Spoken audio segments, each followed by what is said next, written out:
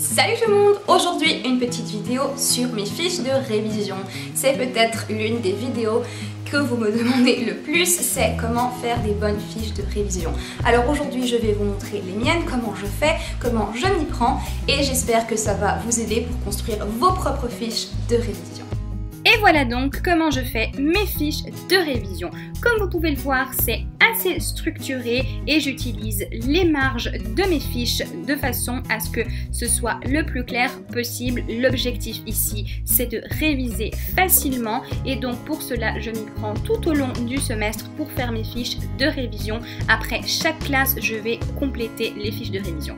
Pour cela, je vais donc prendre cette page-ci comme modèle. Comme vous pouvez le voir, la première chose, c'est donc le titre de la classe, le titre de la matière que je suis en train de réviser. Ensuite, toute la page, c'est bien évidemment le contenu et j'utilise également la marge qui est dans ma feuille. Dans la marge, je vais mettre les définitions, comme par exemple ici, définition. Je vais également y mettre les concepts, les études, les expériences, etc.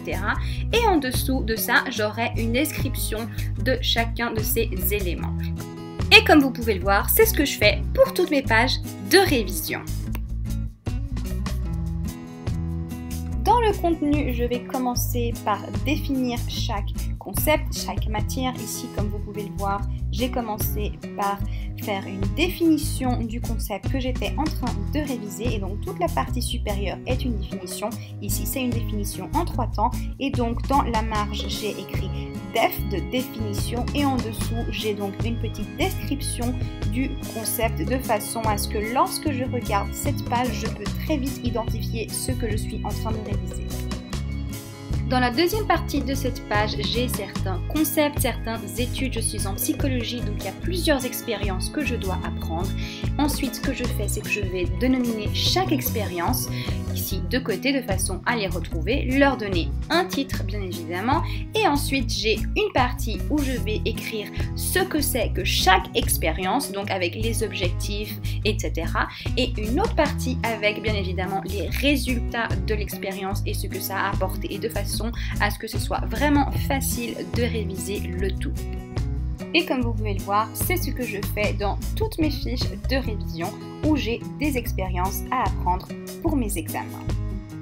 Le fait d'avoir des fiches de révision structurées m'aide énormément lorsque je révise parce que d'un côté j'ai la marge avec tout ce que j'ai à savoir, donc je peux retrouver très facilement les définitions, les concepts que je suis en train de chercher, etc. Et ensuite dans le contenu, je vais faire vraiment des résumés de ce qui est vraiment important, c'est-à-dire je vais faire des définitions comme par exemple je vais écrire dans mes examens, je ne vais pas mettre ni plus ni moins, c'est exactement ce dont j'ai besoin de façon à ce que ce soit rapide à réviser et à apprendre. Et pour cela, je vais donc souligner ce qui est important dans mes classes, donc ce qui est fourni par mes professeurs, de façon à ce que je puisse faire des fiches de révision, des résumés qui soient vraiment très bons. Voilà pour cette petite vidéo, j'espère que ça vous a plu et je vous dis à très bientôt. Au revoir!